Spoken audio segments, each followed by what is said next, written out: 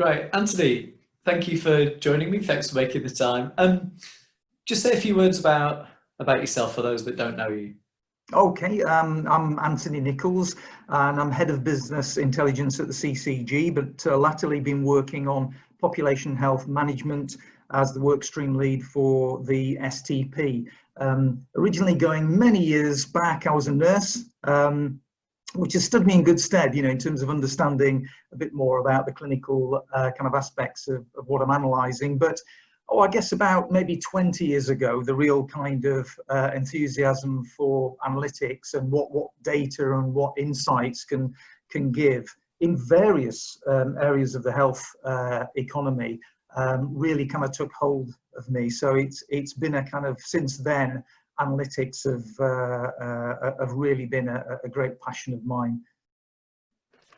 That's fantastic. And I know that, particularly in the Black Country, analytics is a big deal within that STP, and much of what you're describing here is within a context that I would describe as very supportive and very, very progressive in that respect. I want to start really broad, if that's okay, and yeah. I'd just like to get your reflections on the sources of value that analytics can have. So why is it important that we have good analytics in health and social care? So I would focus very much in answer to that question around decision making. I think it's absolutely key. And once you start looking at decision making theory, it's very easy to get lost because there must be hundreds, and I've looked at most of them. But it really doesn't matter because there's a sort of unifying kind of maybe 5 things that kind of crop up in most decision making kind of models. And certainly, I would split it into judgment and then decision. So the judgment is what's going on, and the decision is what you're going to do about it, put crudely. So in terms of that judgment, whether it's you're operating at strategic level, clinical level, operational level, it's dependent upon the amount of information and the salient information that you've got to play with. Then it's about, well, what are those decision cues that are very key to the circumstance that you're looking at, that you need to sort of pull through into your decision. And then a really important part is what that represents. So what is it? What do those cues actually mean in this circumstance and mean to this patient or this person or this member of staff or et cetera, et cetera. So I think analytics is absolutely key to feed that judgment, at all kinds of levels. And if it's very poorly served, then you get a lot of judgment error. You do get things like, base rate bias, and you do get things like double take, where you focus on one thing simply because it's there, availability heuristics, those sorts of things. So I think data and analytics and insights, I would always kind of tag analytics to insights, are really key to getting better judgments and therefore leading to better decisions, what you do about. And that's where insights come into as well, with options analysis on what's the optimum thing to implement. So I actually think that it's analytics are key at all levels, and insights are key for better judgment and better decision making. And I think there's a lot of improvement to be had in that regard, I would suggest. Well, I'm going to ask you in a moment for your assessment and to get a sense from you as to the areas for improvement. I love the way you thought about that, the distinction between judgment and decision making. When it comes to judgment, I always think of Marvin Gaye's question: what's going on? Yeah. So there's this sort of analytic task to work out good descriptive accounts of the world to figure out what's going on before playing it through into decision making. Someone else I interviewed early on in this interview series was saying, actually, it's unavoidable. The process of analysis is unavoidable. We all have some analytical assessment of the situation. It's just kind of how well or how formally it's done. Would you go with that? I mean, even the person going at it with gut feeling or heuristic is making some sort of analytical call. That's an interesting question. I hadn't quite thought about turning it round in that way. Yeah, yes, I'm struggling with the kind of tacit, sort of intuitive kind of piece. And again, I'm going back to the decision making, some of the historical footnotes, things like Hammond's cognitive continuum theory, or something like the theory of expertise by Dreyfus and Dreyfus, where it was either the complexity of the issue, which made you think about something in a techno-rational way or an intuitive way, or your experience that determines that. So I suppose they are either side of that fulcrum of the intuitive and the analytical, the techno-rational. So they are all part of that. So I don't think I could cogently disagree with that as an assertion. But you're dragging me towards it a little bit, sort of, in a painful way, because I'm erring more towards the techno-rational, but maybe that says more about my personality than any of the strength of my argument. Well, it also sounds like a music genre as well. I'm interested, you started to touch on it, so I'm going to ask you outright. I'm interested in your sense as to, and do this broadly, don't make it specific to your area or a particular example, but Sure. But in the round, how well used do you think analysis is within health and social care decision making? Do you think we do a good job in general? I think in general, I would say no, it's certainly not as good as it could be. So I think there isn't, it's not, I don't think I could apply that in a homogenous kind of way across the whole of the piece, because there are clearly pockets of very good analysis and impactful insights that come through into the system. There's no question about that, and you would have no difficulty in picking some of those out. Nonetheless, I think as a whole, at the kind of coalface up to maybe STP kind of levels in terms of strategic thinking, I don't think it's done very well. And one of the reasons for this, which is something I'm sure others have touched upon in this series of interviews that you've done, is around just how analysts are deployed. So, and COVID has been, the recent COVID kind of outbreak and analysis around it has been a really good example of that. The vast majority, it seems to me, even now, of analysts of the analytical workforce are pointed fairly and squarely at assurance. And so it's the kind of, is this bigger than that this month? Is there more of this year than there was last year? And I'm exaggerating, obviously, to make a point. But there is so much of, you've got 48 hours to turn some kind of response around and get that into the regulators and get it into a spreadsheet, that I think it's an industry and a real anchor towards, against the progress of some real insights, because all you're doing really is doing a job where an analyst would not have the level of perhaps reliability and validity to some of those things, but therefore stay at the top level where you're fairly safe. And it does the job because it kind of answers the exam questions at a certain level.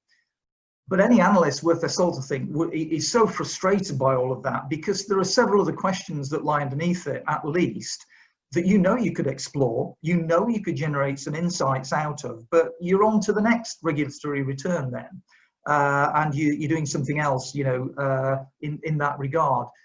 And I've been interfacing a lot with other analysts around the system, and where I thought that wasn't happening, actually I was surprised, and it was. So I found that predominantly within secondary care, that's happening. My impression previously had been that maybe we, the CCG people, were being a little bit sort of under the cosh in terms of some of that, but actually at least as much of that goes on within secondary care. So I got the notion that perhaps they were busy analysing pathways to their heart's content and optimizing things in that way, and having a look at clinical data and maybe winkling in a bit of machine learning and even AI and all that kind of, and that's just by and large not happening. So, and again, in local authority, I think although there's probably a little bit less in terms of the regulatory returns, there is quite a bit of that. So I think that's one of the things that really kind of acts as a brake on the insights, because all we're doing is turning around information in a way that will suit a particular flavour or etc. And I'm kind of washing over some of the kind of nuances there, but I think I'm happy with that as an overview. You might be happy with it, but it's tarnished my rosy account of the world in a sense. So I would understand that in peacetime. I would look at the system and say that's completely what happens, and I would absolutely share your sense of the opportunity cost of this. You're people with very rare skills doing, in a sense, quite mundane things to feed non-obvious actions and decisions. That would be my account of it. I just felt that, and I've seen some bits of it that in the response to COVID, there'd been a bit more of an outbreak of analysts being focused on some bigger questions and being taken away from some of that. But on your account, that's not true. If anything, it's got worse. No, I think it's, I mean, in terms of the COVID, it initially, yes, but I think there's been phases to this. So I think in the initial, crikey, this is quite big, isn't it? What do we do about all this? And who's doing the forecasting and all that kind of stuff? And there was quite a lot of early collaboration then in a kind of way that I haven't seen before. And that was also tied up with some of the kind of information governance doors and patio windows and things that were suddenly opened, and you were able to sort of have a look at things that, you know, for all the right purposes. But suddenly a lot of the barriers kind of evaporated a little bit.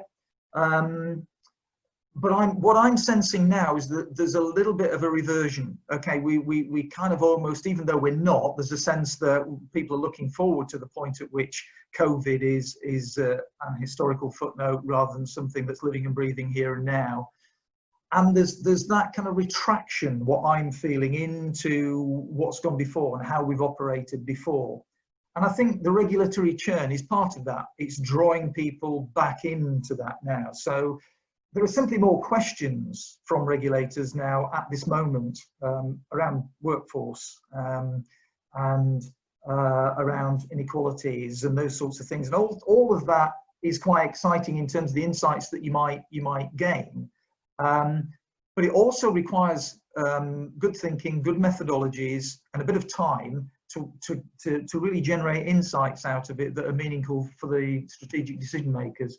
So I think, yes, in the beginning, in the early days, I think the green shoots suddenly flourished, but they kind of disappeared relatively quickly, I think. And I think there's still a bit of residual goodwill, and there's still, you know, we are collaborating in certain ways. But I wouldn't be quite so sanguine as maybe the picture that you had. Maybe it's the old cynic, the old jaundiced cynic in me, I don't know. Well, that would usually be a decent description of me as well, so probably not just that. You've also touched on a question that I have about the use of the workforce and about the deployment of analysts that we have. I completely take everything you've just said about the opportunity cost of deploying these people to sort of feed regulatory requirements. And so I suppose I'll take a different tack. I'm also interested in the question of analytical leadership and in the analyst as a leader. And I'll watch you carefully as I say this to see if I detect a blush. But I would have you in that mould. What is it? What is the task of being an analyst who is also a leader? What are you trying to achieve? What's the sort of agenda that you're trying to infuse the place with? And how do you go about it? So firstly, I would three things: insights, insights, and insights. So once you get the analyst to think about what is it they do, what is it they really are there to do, and if you think about generating insights, that gets people thinking about, you know, problem solving and puzzles and going looking for puzzles, whereas before they were there waiting with a catcher's mitt from a commissioning manager or someone else, you know, to kind of, all right, let's throw a table together. Again, I'm exaggerating, and I don't mean to do a disservice to many good analysts here, but that tends to just come into play.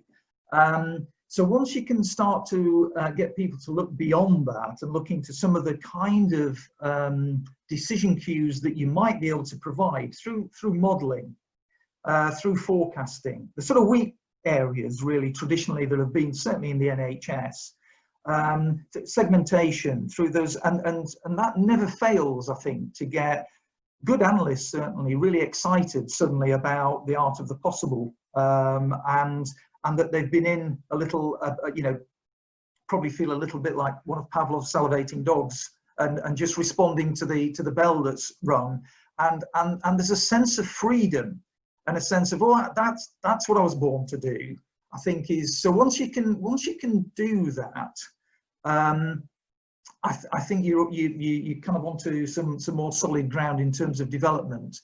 Of course, then you need to kind of orient your little system or bigger system, whatever you're working in, to be able to facilitate that. So you need the appetite from the strategic leaders for that type of, and the space given to analysts to be able to operate like that. And part of that is a two-way process. So you need some products to the leaders. You need some kind of nice insights, something perhaps they wouldn't have thought about. And obviously it's looking into things that would have a big impact in the major strategic plan, and looking at it in a different way and presenting that. So then you create a kind of a confluence of kind of ideas that suddenly start circulating. And what I've been really excited to see is once you get analysts doing that, the appetite for it is really quite strong. And also there's a level of confidence that suddenly they feel liberated. And also they feel liberated beyond pure analytics. And I think that's another really important aspect about the analyst that I would suggest. And I think it's one that we might need developing. You look like you're about to ask an insightful or difficult question there. Well,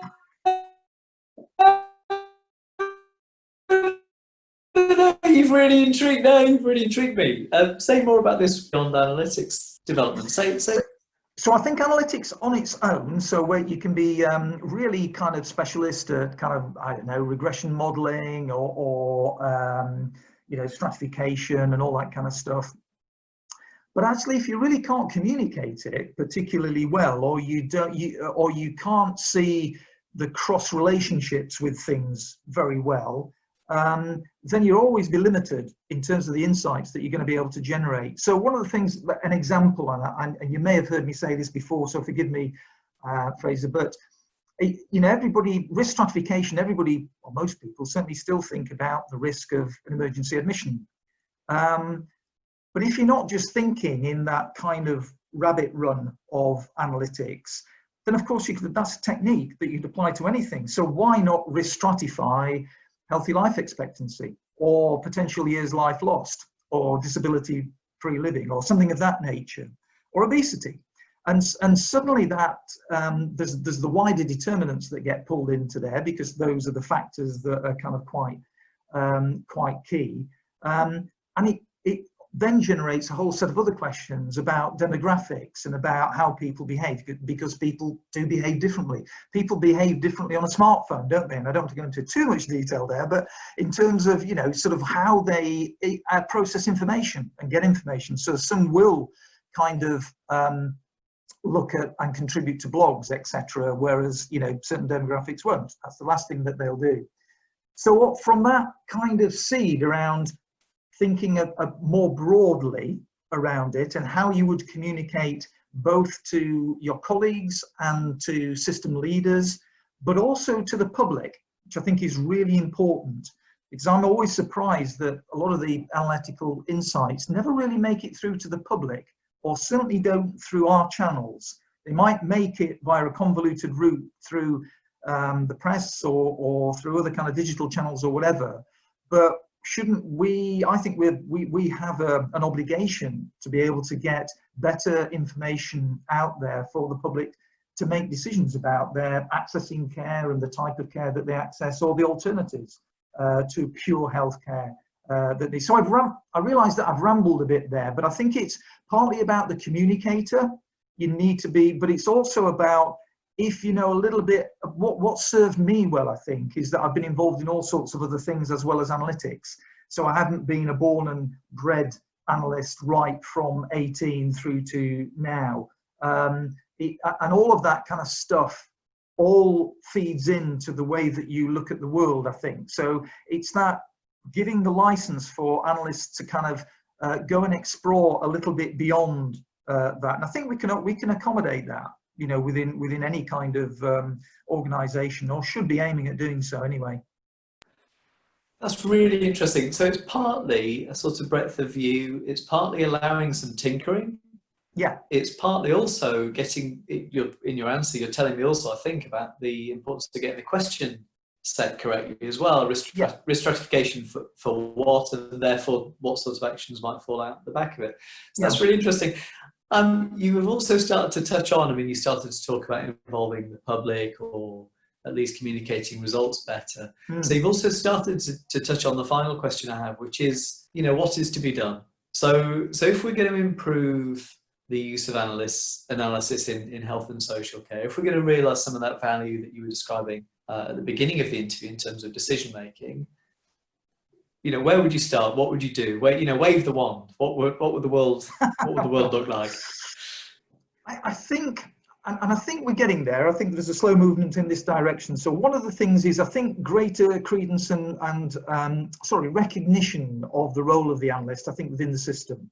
I think many leaders have, for understandable reasons, seen the analyst as the person who's turning the cogs that feed the assurance. And that's really important. And some careers have depended and continue to depend on that. So one can understand why that would be the case.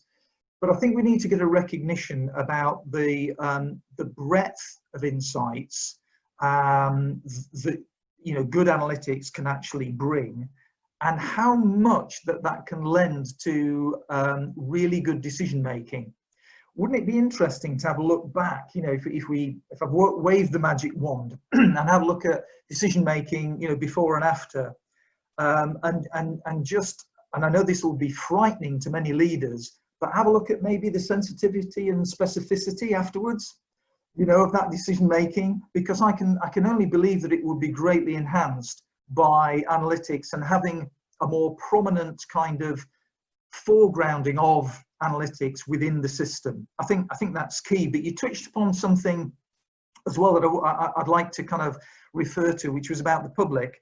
So I think we're talking here, or I have been talking about decision making from you know, within healthcare or within health and social care system. But I think one of the other things that we need to do is think about the decisions that are made every day by people, service users. And we really need to understand that better. We really need to kind of feed that back into our analytics, because I don't think we do that very well. So we still have people turning up and an expert, no doubt, saying, okay, you're right, the thing to do now then is replace your hip or replace your knee, and et cetera, et cetera.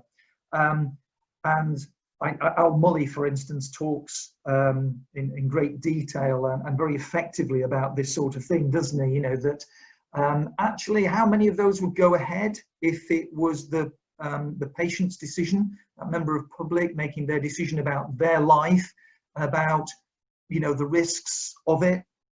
And I do remember going back, so I've been around a while, as you know, you can tell, but as the beard testifies, and but yeah, I mean, I remember back in the 80s, they brought in they experimented with something called, I think it was referred to as decision analysis.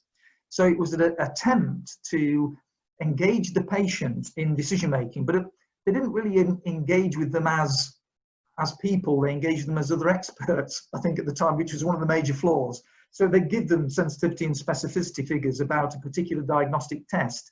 Well, probably you or I might struggle, you know, to kind of work our way through that kind of thing. So inevitably, you know, the patient would say, well, you're the expert, you make that decision.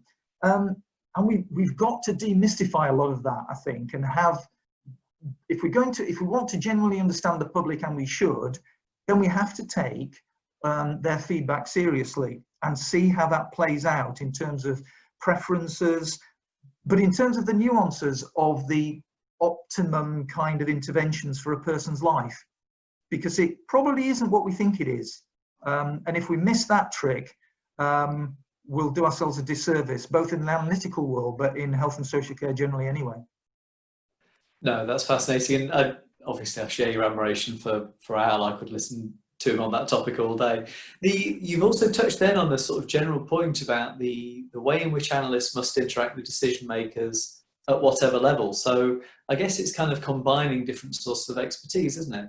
As an analyst, I can help you with X, but you must tell me Y, and in fact the decision relates to A and B. Yeah. So how do, it's the combination then of those different areas of expertise, those different disciplines that could. I think it is, and I think realistically, you don't often get all of that portfolio in one person, and maybe it's a stretch to think that those are the new sorts of analysts in that fully rounded form that we need to create. So it will be a combination. I think it is this team kind of approach. So you will have the translators, you will have the dedicated experts in particular methodologies, and you will have the, just as importantly, you need the information to work with. So there are those kind of technical kind of design people as well who might have an analytical kind of string to their bow, but are really good at knowing what information you need and how to get it and get it there in front of you. Because it's not that long ago, and it still exists to a certain extent, where it was really difficult to get hold of any reasonable information. And we still, recently, just trying to get hold of the sort of salient care home data that you would want to get to be able to make judgments about people going into hospital from care homes or not, and what their capacity and capability is within care homes. That just as one example. But so there's always the kind of data grabbers as well that we need. And I think it might be unrealistic. There are some people who have all of those things, but it is this kind of team approach. But I do think the time of the utility player around that is kind of nigh. So I think that more, as I said, one of the things, as an example, and I don't know if it's the best example, but one of the things I did going way back was a degree in English literature. And you might think, well, that was time well spent then, Nicholls, wasn't it? Because you've ended up as an analyst, and what on earth do you, and actually, just in terms of thinking things more roundly, there were lots of things around critical reading of things that were really interesting, and I range from kind of Irish Celtic sort of poetry through to all sorts of, but they've all feminist critical approaches, all sorts of things that actually have lodged in there and give me a really full and interesting range, I think, or a full toolbox with which to approach any given particular topic, and also give me the ability to kind of look at things differently. And that's the kind of analyst that I think, that's a facet that I think is quite important, that rounded thinking. That's brilliant. I've learned a lot, not least I've learned that about you today. I also really, really like your point about, in a sense, we can define this set of characteristics and think it's an A person, but it's much more likely to be, of course, in a team, which then implies a set of sort of teamworking, collaboration type skills that become more important for the analyst. Anthony, I've really enjoyed interviewing you. Yeah, thank you ever so much for your time. Thank you. Cheers. Thank you.